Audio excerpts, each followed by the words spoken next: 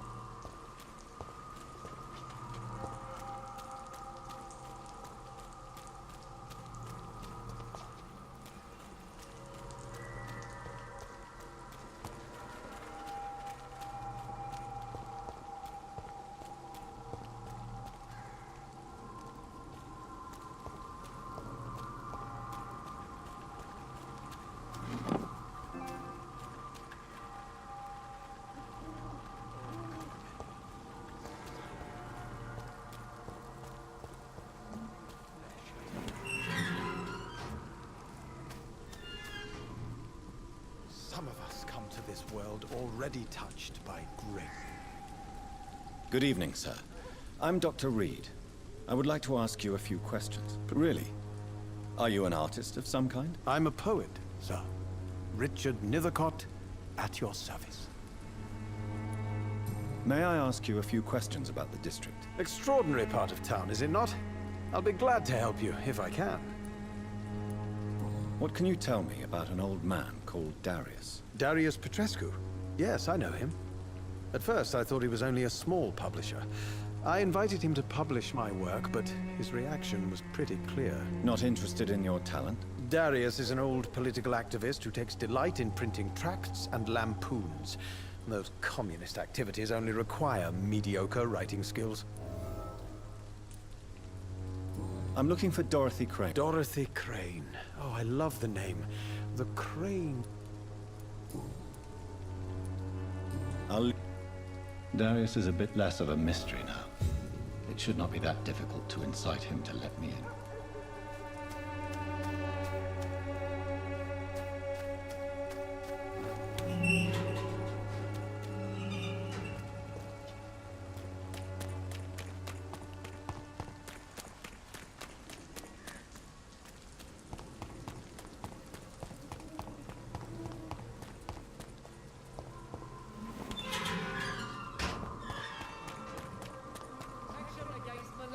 And trickery.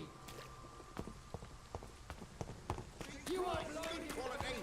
Come on, take a look. Don't be afraid.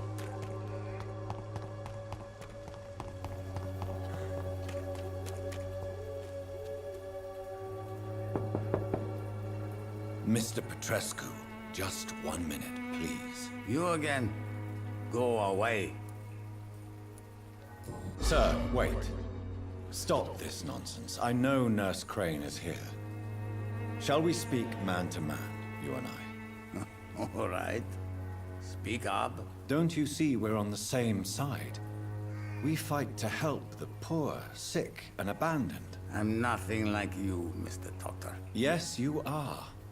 You too believe in providing medical care without charge. You know what we have to sacrifice to make the world a better place. I have to admit your words have conviction. All right, I'll let you see Dorothea. Don't make me regret this, though.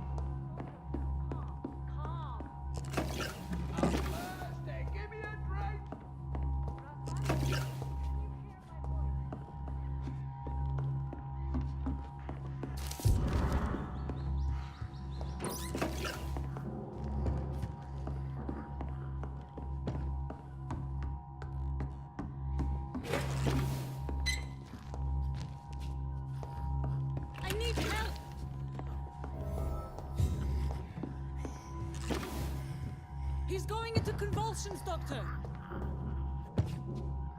What do we have here, nurse? Patient Razvan Vasily. High fever running on 3 days. Complaints of dizziness, muscle aches, and head pain. Diagnosed with influenza. Treatment? Aspirin and salicin for the fever and discomfort. Liquids for dehydration, but he's having trouble keeping even water down. Aspirin and salicin, you say? Why not some warm milk and a kiss on the cheek? Where are the quinine salts? Tried buying, borrowing, even stealing. There's none to be found, Doctor. He's not convulsing, he's choking. He's not getting any air. Scalpel! Hand me that scalpel! What can I do, Doctor?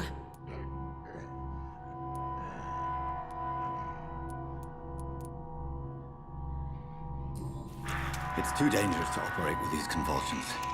Sedative, nurse. Do we have any anesthetics? I'm sorry, Doctor. None at all.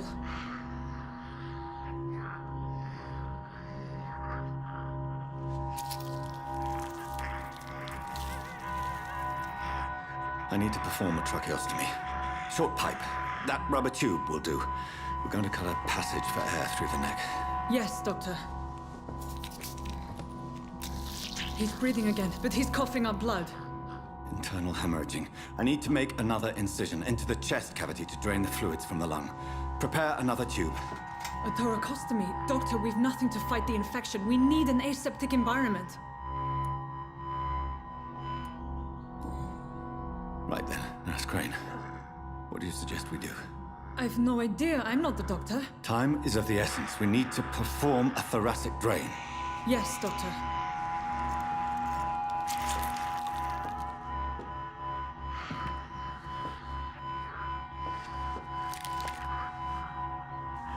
He's still bleeding, Doctor. I'm losing his pulse. The drain must have punctured the intercostal artery. There's too much blood. Are you all right, Doctor? I can't see.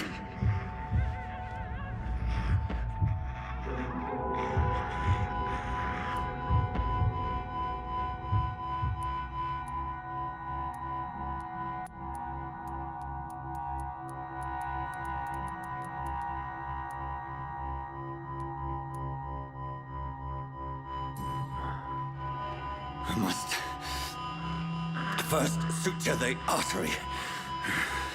Find the wound.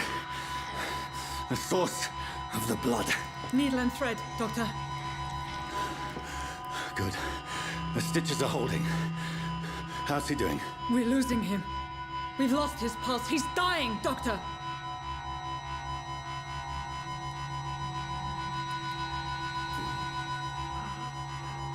A dose of epinephrine, now. Yes, Doctor.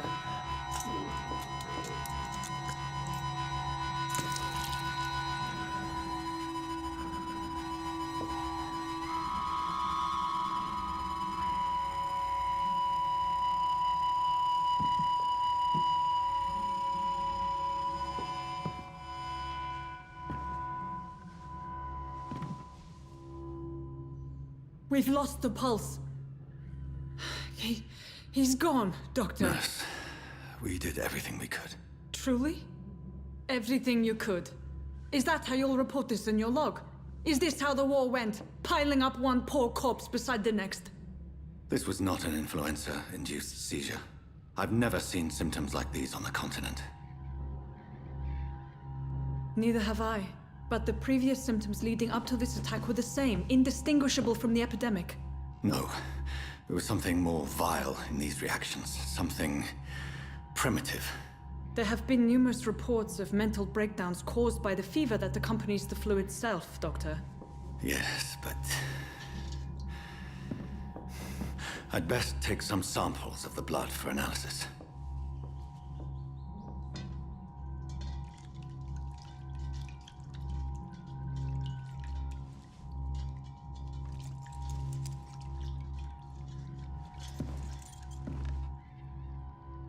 I doubt you're here to test my bedside manners. It's locked. To what do I owe this courtesy?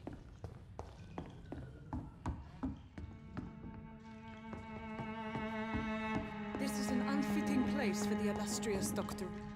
I suspect it was more than intuition alone that led you to us. So, how might I be of service, Dr. Reed?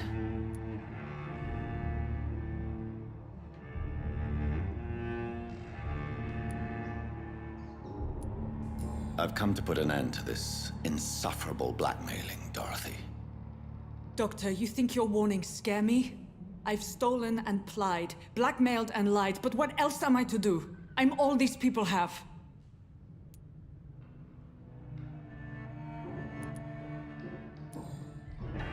You've convinced me of the sincerity of your actions and their noble justifications. But all the same, blackmail is a crime, and it will stop, Nurse Crane. So, are you going to turn me over to the authorities?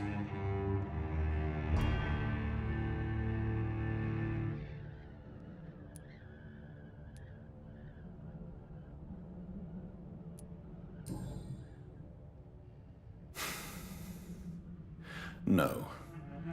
Your place is here. Jailing you would be an even greater crime. So, here is my proposition. I'll look the other way on your little enterprise. In exchange, you will resign from the Pembroke Hospital and provide me with medical supplies when the need arises. Dr. Reed! That sounds like a business proposition. My accomplice, then. No, just a privileged client. My research may require the occasional rare piece of equipment or ingredient. I'll pay good coin in exchange, fair and honest, to help finance your noble endeavors.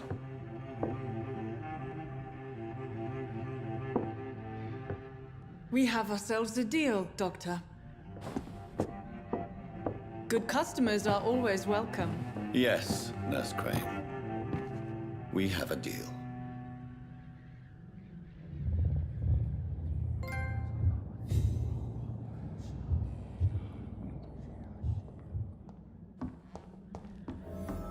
It's locked, all right.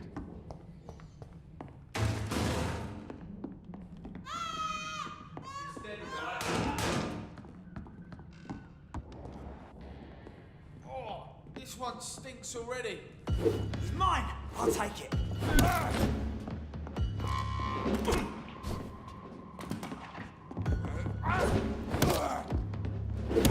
Watch it! It's a killer!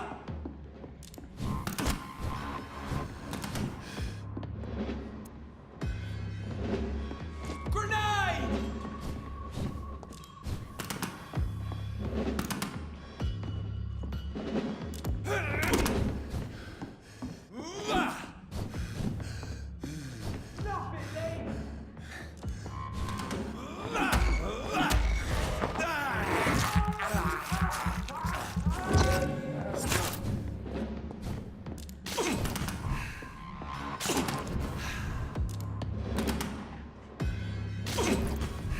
Don't like that, do ya?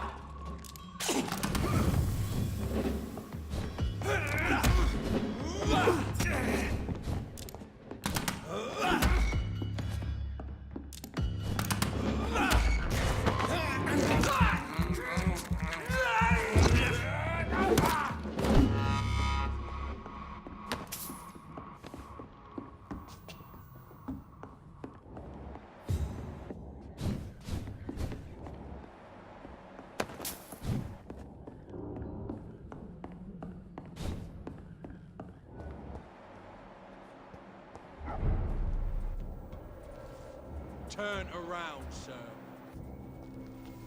Stop now! Steady, boys, we've got one of them!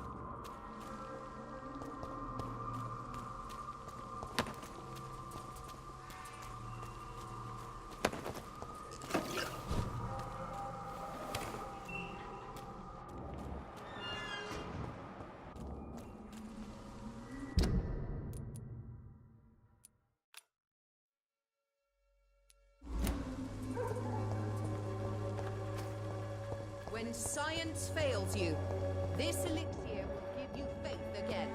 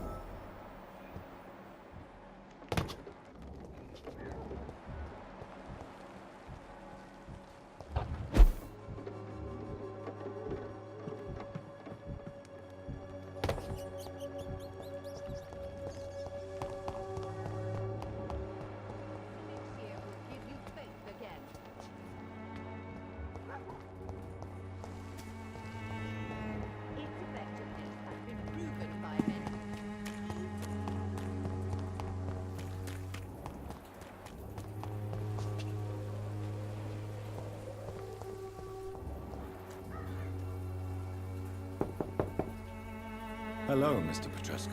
Hello, Dr. Reed. Come on in.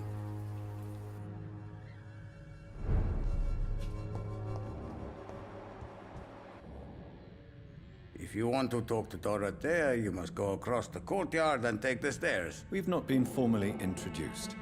May I ask your name and occupation, sir? I am Darius Petrescu. I'm here to keep snitches and spies away from Dorothea. And I also run this little print shop.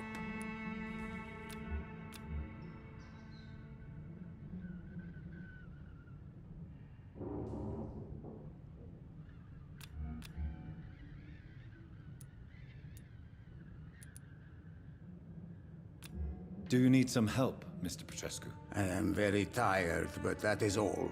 I don't need you, Doctor. Well, I think you do. Take this, and you'll feel better.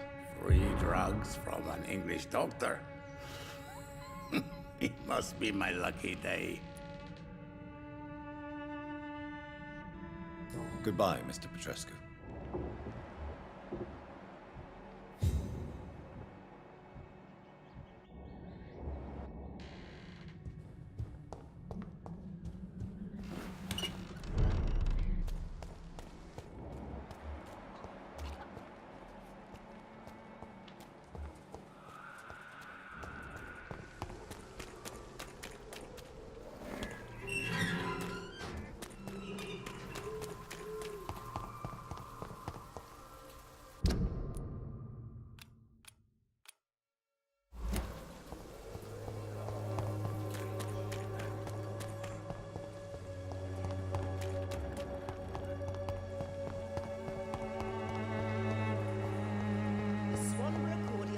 Answer to all your problems, as long as you have the money.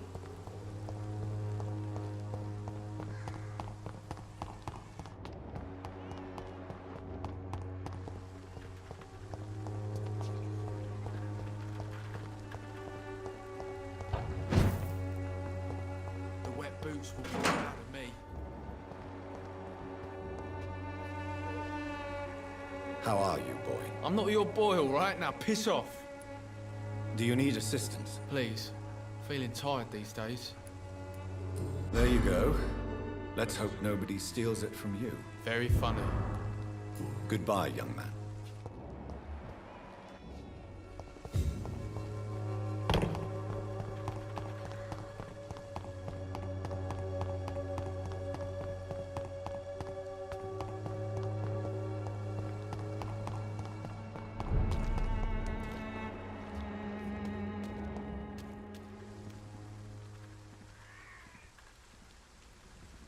Best stay back, sir. Crush the lead!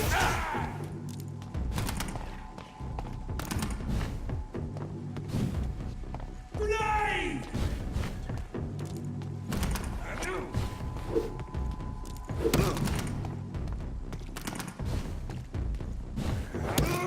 Oh, that's gonna smart! There's one of them vermin!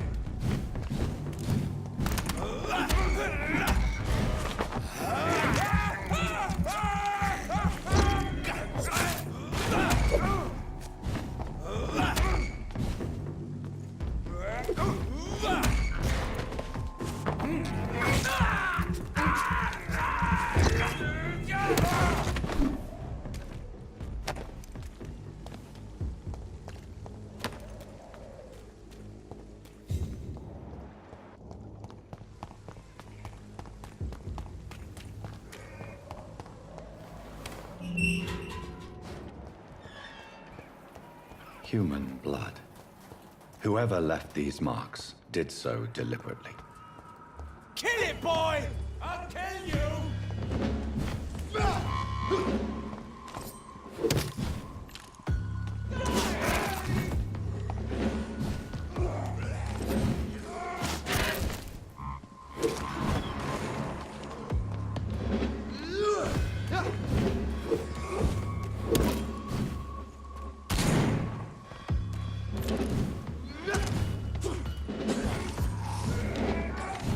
I'll take its head!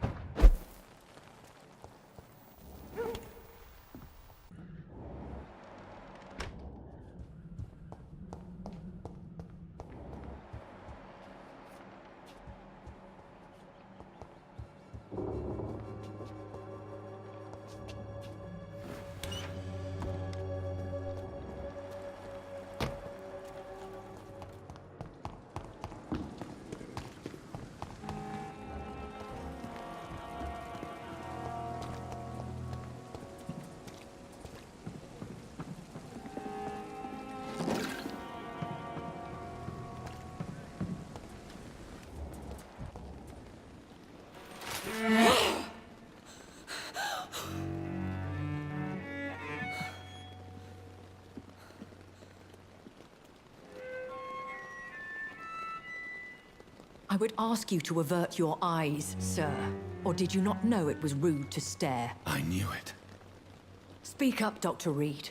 I like a man who speaks his mind.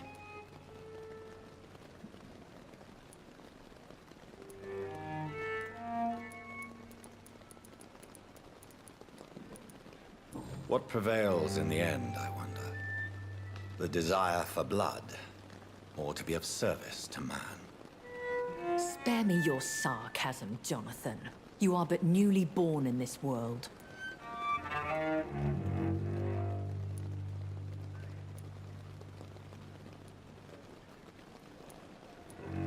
So in the end, the accusation was true, wasn't it?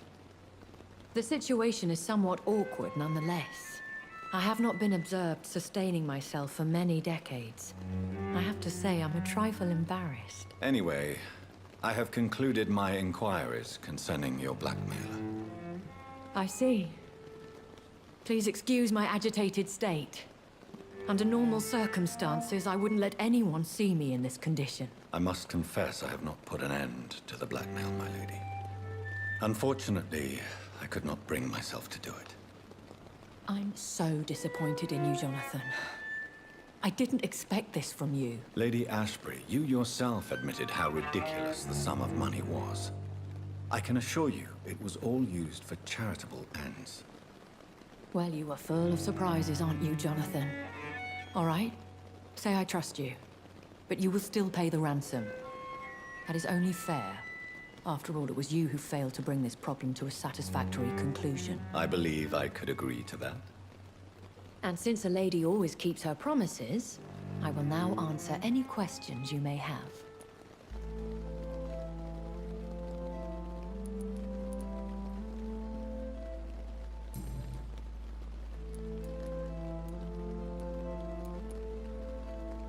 I've been hearing a voice talking in my head. Is this some kind of insanity? It feels like the voice of the vampire that created me. Hush. Tell no one this. It would be unwise to talk of such things amongst British immortals. Speak no more of your maker. How could this cause offense? Only the powerful immortals can mentally call to their progeny.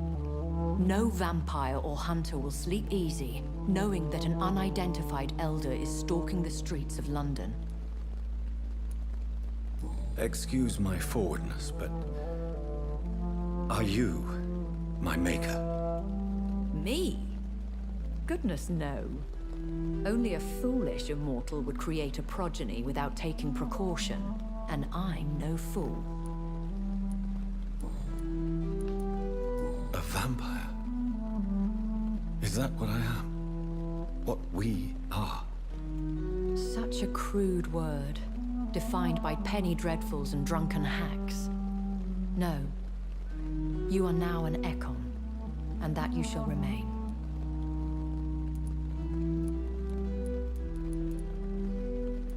So we are Ekons. How can I identify us amongst other vampires? How to put it? All Ekon are vampires. But all vampires are not Ekon. We are but a branch of the immortal tree.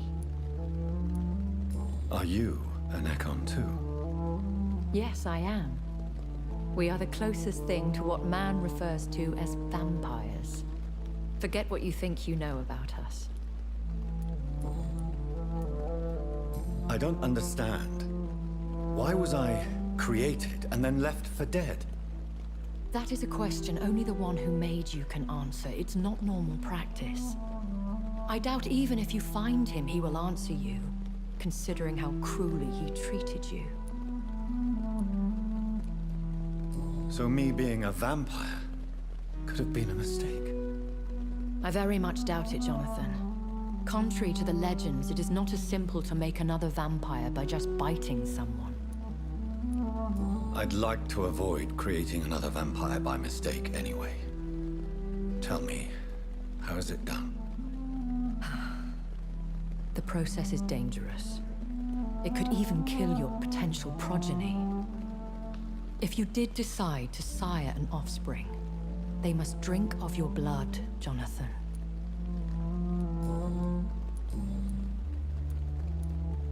I bid you farewell. For now, my lady. I must quickly analyze the blood I took from Nurse Crane's patient.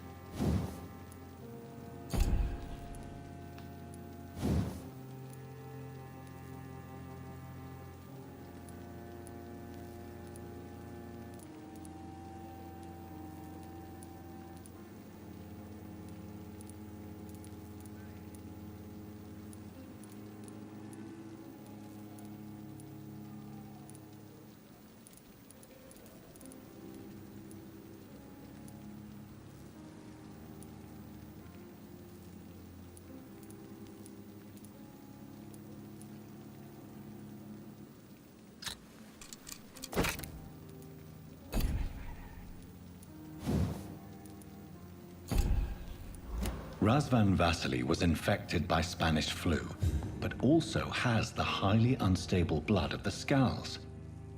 Is the London vampire epidemic transmitted through the flu? I should talk to Dr. Swansea about it.